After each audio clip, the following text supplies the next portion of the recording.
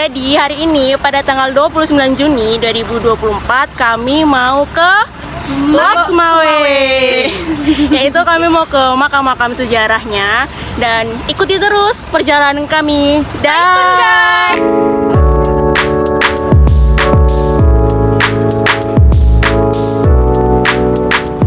Oke guys, kita udah sampai di mana? Makam Daya Sultan Waalaikumsalam.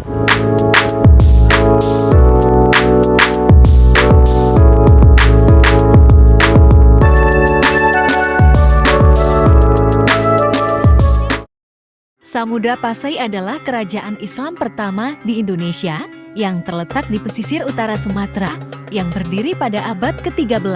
Samudra Pasai didirikan sekitar tahun 1267 Masehi oleh Sultan Malik As-Salah yang sebelumnya dikenal sebagai Murasilu sebelum beliau memeluk Islam. Sebagai raja pertama, Sultan Malik Al-Saleh memimpin Samudra Pasai dengan bijaksana dan berhasil membangun kerajaan yang kuat. Di bawah kepemimpinannya, Samudra Pasai menjadi pusat perdagangan yang berkembang pesat.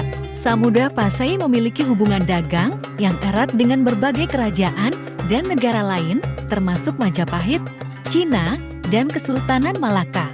Sultan Malik Al-Saleh dikenal sebagai raja yang sangat mendukung penyebaran agama Islam dan mendatangkan ulama-ulama dari berbagai negara untuk mengajarkan Islam di kerajaannya. Sehingga kerajaan Samudra Pasai menjadi pusat penyebaran Islam di Sumatera dan sekitarnya. Kerajaan Samudra Pasai mengalami masa kejayaan hingga abad ke-15, namun mulai mengalami kemunduran setelah diserang oleh Kesultanan Aceh pada awal abad ke-16. Sultan Malik Al-Saleh meninggal sekitar tahun 1297 Masehi dan dimakamkan di Samudra Pasai.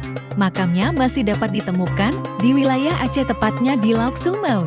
Samudra Pasai dan Sultan Malik Al-Saleh memiliki peran besar dalam sejarah penyebaran Islam di Indonesia dan perkembangan perdagangan maritim di Asia Tenggara. Warisan mereka tetap dihormati dan dipelajari hingga saat ini.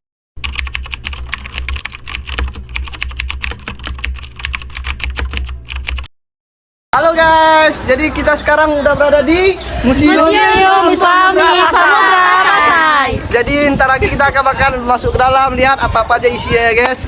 Ayo ikutin terus keseruan kami.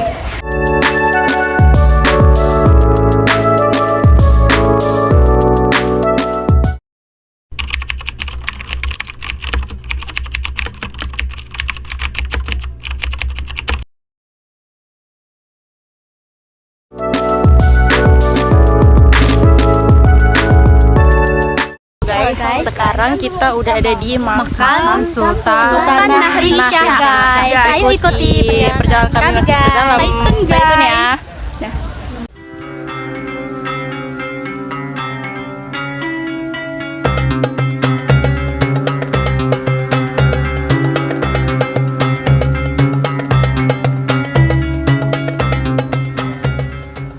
Seperti nama ayahnya bernama Ahmad, kemudian ada sepenggal doa di atas pusara beliau. Ini di sudut ini ada khaladallahu mulkahu, semoga Allah melanggengkan kerajaannya setelah ditinggal pergi oleh sultan untuk selamanya.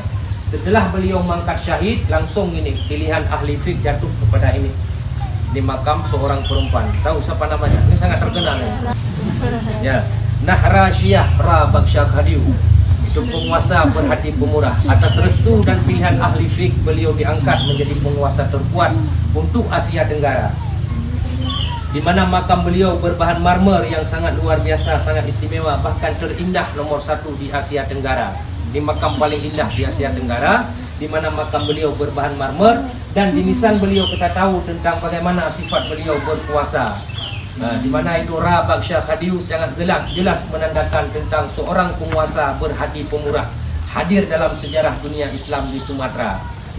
Beliau bernama Nahrisyah, pemerintahan 22 tahun. Dalam pemerintahan yang terhitung lama, beliau termasuk urutan kedua setelah Urwa, 40, beliau 22 tahun. Islam memuncak, di mana yaitu si pemahat batu nisan memberikan gambaran raut umum mengenai kepemimpinannya. Yasin yang dipahat satu surat, yaitu 1. 83 ayat ini menandakan tentang yaitu jantung Al-Quran. Yasin dalam hadis Al-Badawi, Rasulullah menerangkan tentang jantungnya Al-Quran. Beliau pun diibaratkan seperti jantung Sumatera dan jantung negeri-negeri Islam Asia Tenggara. Selain daripada yaitu surat Yasin, motif-motif ini pun dipahat pada dinding makam beliau. Ini motif tumbuhan. Ini seperti pisang bertanda dua, itu berjantung dua. Ini menandakan kemakmuran. Begitulah tentang kekuasaan Ratu yang di-Pertuan Agong yang begitu adil dalam masa pemerintahannya. Yang jasadnya yaitu ditempatkan di samping, ini adalah monumen pusaranya. Ini monumen pusara beliau. Andai pun memang jasadnya ada di bawah daripada yang ini pun tidak menutup kemungkinan pula. Karena kepada orang-orang lebih yang saleh yang bisa dibuat demikian. Setelah 22 tahun beliau berpulang ke rahmatullah dan janji Allah pun menjemputnya di tanggal 17 bulan Dzulhijjah tahun 831 Hijriah 1428 Masehi. Setelah mangkat beliau terjadi peralihan kekuasaan. Sebagian para ahli menganggap putuslah dan hancurnya kerajaan Samudra setelah beliau mangkat. Setelah kita telusuri kembali, ternyata beliau mendapat urutan ke-6. Setelah ayahnya nomor 5, beliau nomor 6. Dan setelah mangkatnya peralihan kekuasaan kepada pihak saudara ayahnya. Ayahnya punya saudara kandung bernama Ahmad bin Ahmad. Ada sultan yang kemudian bernama Zainal Abidin dengan nama yang sama, gelar berbeda. Kalau itu Zainal Abidin Al-Malik Al-Zahir ataupun Zainal Abidin Ra Ubabdar, sang penunggang gelombang hadir. Beliau 10 tahun memerintah.